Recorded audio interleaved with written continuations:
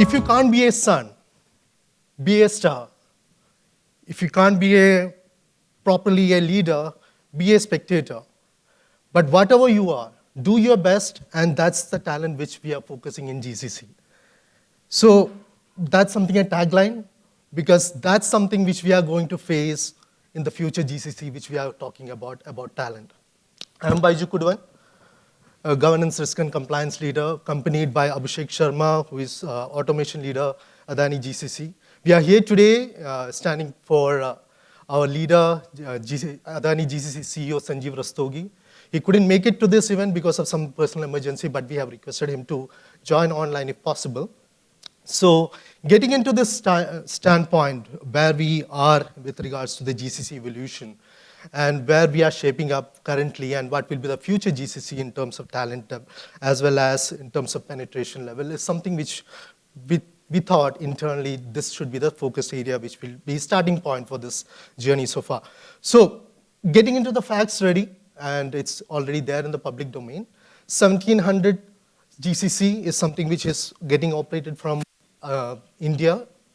Overall penetration, if you look, it's more into 50 to 55 penetration. We are contributing it to global GCC. And what the aspiration goal, which McKinsey and DNB is quoting as more into reaching out to 60 to 65% penetration. That means we are talking about setting up of GCC in India is closer to 2,100 to 2,400. Now, the success story till 2025, or probably till 2026, will be the number of headcounts, but that's not going to be the case going forward. Success story of GCC is not getting defined by number of FTs which we are going to recruit. It's more into talent, innovation, transformation, and orchestration. The mindset is going to be changing.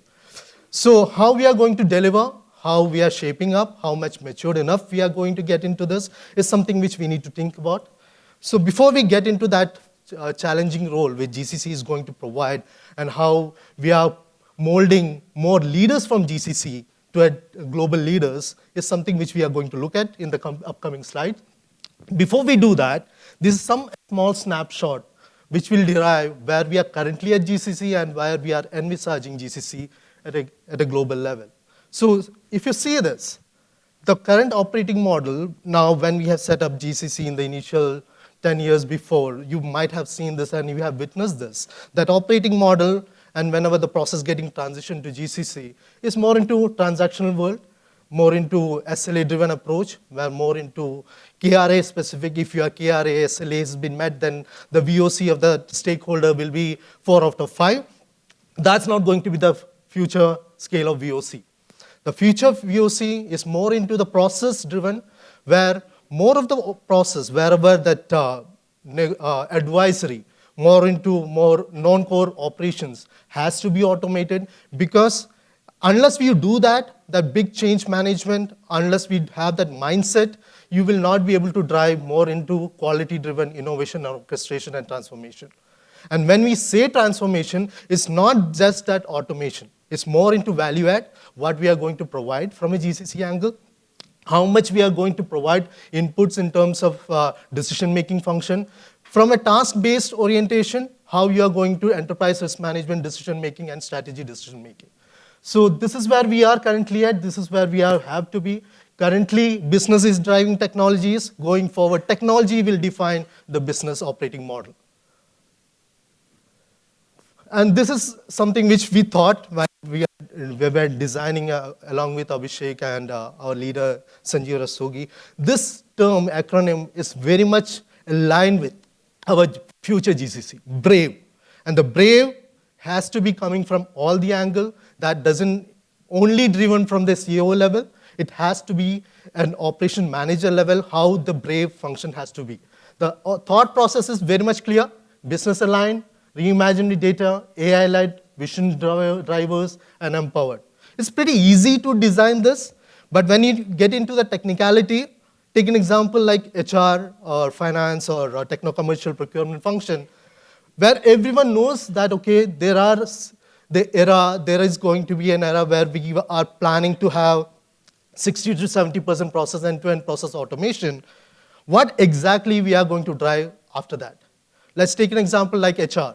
When we are envisaging the entire process, onboarding process as a touchless hiring, what exactly the set of process now people are handling manually, how those skills get reskilled, how those set of skills can be reskilled and be aligned with what our future skills is required about. How the retention of those skills can be managed. Is there is any possibility where we can cross-train people? Is there is any possibility where we can create a learning academy where all these set of people can be envisaging to the next level of thinking of how the generative AI data can be used as a decision-making function. So this is something which we thought has to be there. The mindset should be very clear that, okay, whatever the process which you are driving today, those set of process will not be relevant for tomorrow. The transformation is going to play a bigger role, and we should be accepting the fact that, okay, whatever process is happening, I might be doing and might be non-complex process, how it is going to be redundant and how I should be surviving in the society as well as marketplace. So take an example, enterprise risk management, and take an example, risk management function. It doesn't make any difference. Risk management will continue. The SLA, if you are getting into an engagement where you are finding a conflict of interest, today it's taking 24 to 48 hours to get a resolution from a global delivery director to get a sign off that, okay, we can do with it. But at the same time, tomorrow, 2 years down the line, or maximum 1 year down the line, the SLA will from 48, it will be just 4 or 5 hours. Within that, if you are not able to take a decision whether to go with that engagement or not, someone will take over. So that's the risk we are talking about. Whether it's enterprise data lake, unless you have a single source of truth, any data, whether it's HR database, Oracle, if you are dealing with SAP, you are dealing with Ariba, any manual process, if your data is not right, definitely this brave concept is not going to fly. Unless you have that data in place, the single source of truth in place, the decision-making function is going to be a kind of a secondary activity. Because you are going to drive this initiative based on inconsistency of data, definitely that even if you come up with the LLM operating model, that decision is not going to fly as a success story altogether. So this is something which we thought we would like to highlight. And these are the transformation journeys so far we have been witnessed so far from the GCC angle.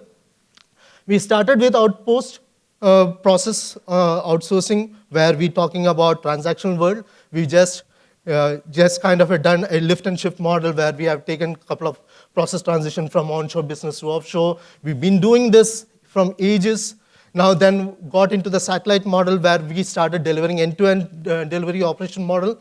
And then from portfolio hub, transformation hub, and decision hub is something the future GCC is going to get defined. Now, as I stated earlier, like business, where defining technologies, now technology is going to define what business we are going to do. These three pillars is going to play a bigger role in this. Where most of the ideas, most of the decision-making function has to come from GCC. The task-based activities has to be automated, transformed into such a way that more of our people should be focusing more into the quality-driven approach. So running into this, now this is something which people this is something, a big challenge nowadays, which GCC is witnessing, and something which we need to focus more into. And what we are currently having is the same examples which I have called earlier, like irrespective what process you are into, HR, finance, techno-commercial, risk, wherever you are sitting today. You should not be in the dilemma that your job, your profile is not going to get redundant. It has to be open mind that enhance your skills. Whatever you're doing today, you need to ensure that whatever possible way, you need to come up with that comfort zone. I'm a risk professional. I've been into this for 20 years. I've been into Deloitte, I've been into EY, I have experience setting up EY GDS, as well as Deloitte GCC along with Sanjeev. We have seen in the past, so it's just not saying yes to everything. So if you are doing this capability implementation, you need to do an AIO approach. That means advisory, implement, and operate. Wherever you see a potential threat, wherever you see that, okay, these are the set of complex processes, at this stage, we are not mature to take it up to GCC, please call that in the initial stage itself. Because if you don't do that, you are just inviting trouble, you are just inviting as a reputational risk, and wherever possible, media is so strong, if something goes wrong, that will be a kind of a spark in the market, and that will create a panic situation. So wherever possible, implement and operate model has to be part of GCC, and wherever possible, that that kind of an advisory role has to be out of GCC, and that should be our envisaging goal, where these advisory role can also be part of GCC as and when we progress into the North Star event.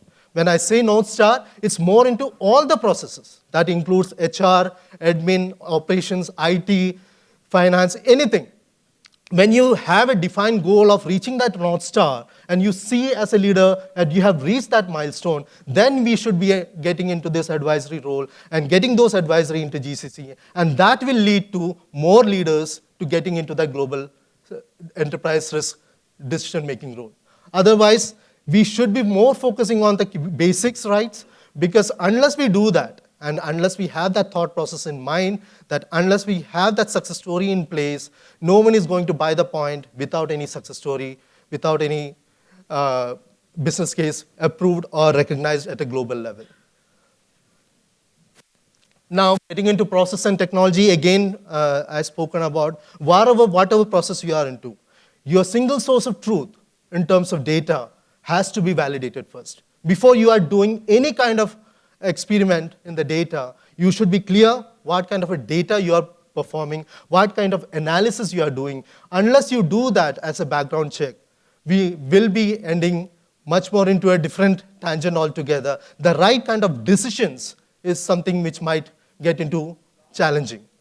So the enterprise data lake, as well as more into a talent management, is the secondary, which again, it's a pillar, where the task base, because that now we are getting into the era where we are focusing more into niche skills from a generic skills.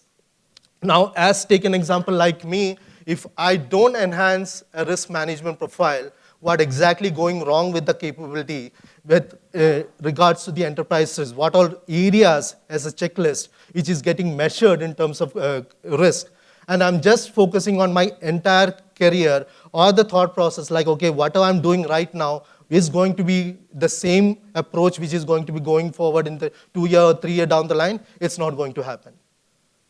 Then it's a kind of a fancy world I'm just creating myself. So please ensure whatever you're doing it in the talent management, please ensure that every day and night you enhance that skill set, and wherever possible, cross-functional skill set is something which we have to inbuild ourselves.